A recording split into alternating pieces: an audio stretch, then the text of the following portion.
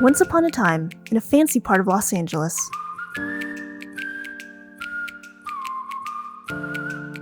there was a girl who lived in a house where the pipes stopped working. No one was able to cope with the problem. Not the parents, or the housekeepers, or the contractor, or the subcontractor, or the handyman. So, the girl decided to run away from her grandfather's condo and learn how to be a plumber. But her grandmother had other ideas.